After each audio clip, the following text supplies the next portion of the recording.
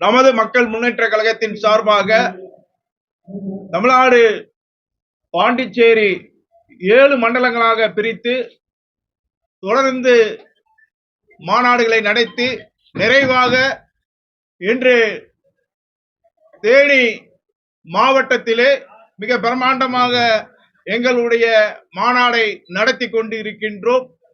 எதிரி வரக்கூடிய 2026 சட்டமன்ற தேர்தலிலே தமிழகம் 234 தொகுதியும் பாண்டிச்சேரி 30 சட்டமன்ற தொகுதியிலும் வலுவான வாக்குகளை நமது மக்கள் முன்னேற்ற கழகம் வைத்திருக்கின்றோம்.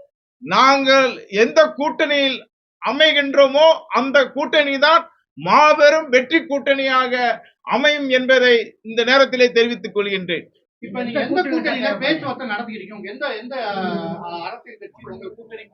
அதாவது எங்களுக்கு மரியாதை அளிக்கக்கூடிய கட்சியுடன் நாங்கள் பேசிக் கொண்டு இருக்கின்றோம்.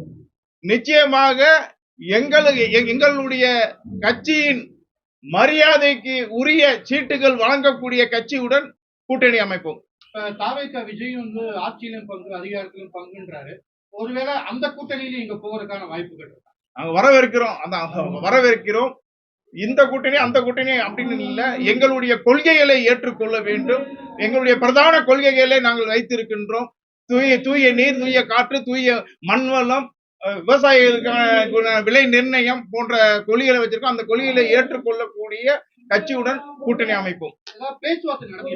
பேச்சுவார்த்தை நாங்க எல்லா கட்சியிலும் பேச்சுவார்த்தை நடத்திக்கிட்டு இருக்கோம். எங்களுக்கு உரிய பங்கு வேணும். எங்களுடைய கொள்கையை ஏற்றுக்கொள்ள வேண்டும். எல்லா கட்சியும் நண்பர்கள் தாங்க. அனைத்து கட்சியுமே நண்பர். இந்த கட்சி அந்த கட்சியில எல்லா கட்சியுமே நண்பர்கள் தான். விருப்பத்துடன் நமது மக்கள் முன்னேற்ற கழகம் வரணும்னு சொல்லி அனைத்து கட்சியுமே விரும்புறாங்க.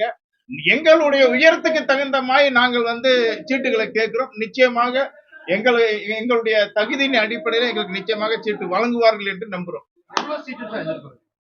எங்க உயரத்துக்கு தகுந்த மாதிரி நாங்க சீட்டை விரும்புறோம். வேற என்ன மாதிரியான அரசு நிலைப்பாடு எடுக்க போறீங்க? பட்ஜெட் வந்திருக்கு, அதை பத்தி எந்தவித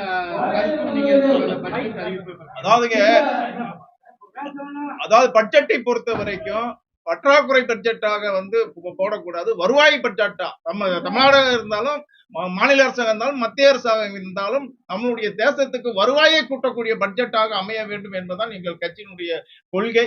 இப்ப நிறைய வருவாயை கூட்டணும். ஏற்றுமதிக்கான திட்டங்களை வகுக்கணும். கல்வியில ஏற்றுமதி கல்வியை கொண்டு வரணும். விவசாய கல்வியை ஊக்குவிக்கணும்.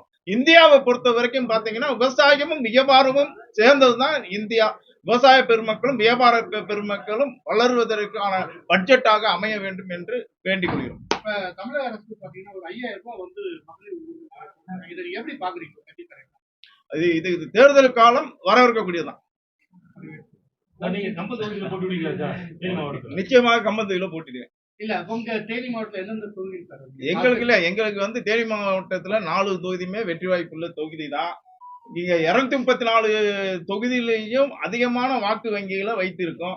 இன்றைய கால சூழ்நிலையில 3 மாதத்துல 7 மாநாடுகளை நடத்திய ஒரே கட்சி நமது மக்கள் முன்னேற்ற கழகம் தான். இன்னைக்கு கூட தேனியில மிக பிரம்மாண்டமான மாநாடு ஆளுங்கட்சிக்கும் எதிர்கட்சிக்கும் சவால் விடக்கூடிய அளவுல இன்னைக்கு மாநாடு நடத்தியிருக்கோம்.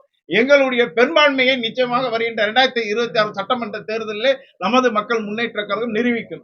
கூட்டணிக்கு அமைச்சு சொல்றீங்க, அதுக்கான குழு அமைச்சிருக்கீங்க, பேச்சுவார்த்தை நடத்துறீங்க. குழு பிரதான கட்சி இன்னும் குழு போடுறது சார். பிரதான கட்சி இன்னும் குழு போடல. பிரதான கட்சிகள் குழு போட்டோன்னே நிச்சயமாக நமது மக்கள் முன்னேற்ற கழகம் தேர்தல் பேச்சுவார்த்தை குழுவை போடுவோம். நாங்க இது வரைக்கும் தேர்தலை சந்திக்கல. ஆனால் எங்களுக்கு குறைந்தபட்சம் தமிழகத்துல 234 சட்டமன்றத்துல குறைந்தபட்சம் தொகுதிக்கு 10,000 ஓட்டு வச்சிருக்கோம். அதிகபட்சமாக 2 லட்சம் வாக்கு வரைக்கும் ஒரு சில தொகுதியில எங்களுக்குன்னு இருக்கு. அதே மாதிரி பாண்டிச்சேரியில நாங்க பிரம்மாண்டமான பாண்டிச்சேரியில மாநாடு போட்டோம். பாண்டிச்சேரியில ஒரு அசைக்க முடியாத சக்தியாக இருக்கும். நமது மக்கள் முன்னேற்ற கழகம் பாண்டிச்சேரியிலும் கூட்டணி அமைத்து போட்டியிடுகிறோம். திமுக அரசின் செயல்பாடு எப்படி இருக்கு நினைக்கிறீங்க? தமிழக அரசின் செயல்பாடு எப்படி இருக்கு? எங்களுடைய கொள்கை எந்த ஒரு செயல்பாடுகள் எப்படி இருக்கு? சிறப்பா இருக்கு. மாநில அரசு சிறப்பா இருக்கு, மத்திய அரசு சிறப்பா இருக்கு. எங்களுடைய கொள்கை எந்த ஒரு அரசியல் கட்சியும் குறை சொல்வது எங்களுடைய கொள்கை அல்ல. நாட்டு மக்களுக்கு என்ன தேவை அதைத்தான் சொல்றது எங்களுடைய கொள்கை. நீங்க முதலமைச்சரோட சந்திச்சீங்க விவகாரமா? அப்ப வந்து திமுக சார்பான உங்க கூட்டணி நிலைப்பாடு இருக்கு? இல்ல நான் முதலமைச்சரை வந்து சந்திச்சது கோரிக்கை அடிப்படையில கண்ணகிக்கு வந்து மிகப்பெரிய கும்பாபிஷேகம் நடத்தணும். நம்மளுடைய எல்லையில் அமைஞ்சிருக்கு. பல்வேறு கோரிக்கையின் அடிப்படையில தான் வந்து கலந்துட்டோம். அதே மாதிரி கம்பத்துல வ.உ.சி. சிலை 25 ஆண்டு காலமா வ.உ.சி. சிலை வ.உ.சி. திடல்ல வைக்கப்படாமல் இருக்கு. இந்த கோரிக்கைகள்லாம் முதலமைச்சர்கிட்ட கொடுத்தோம். முதலமைச்சர் கனிவுடன் பரிசீலித்து நடவடிக்கை எடுக்கிறேன்னு சொல்லியிருக்காரு. ஒரு சில பட்டா விஷயங்கள் வந்து கேட்டோம். அது வந்து முதலமைச்சர் நடவடிக்கை எடுத்திருக்காரு. தேர்தல் அறிக்கை ரெடி பண்ணிக்கிட்டு இருக்கோம். நிச்சயம் தேர்தல் அறிக்கை வெளியிடும். பத்திரிகையாளர் கூட்டம். Okay, thank you, sir.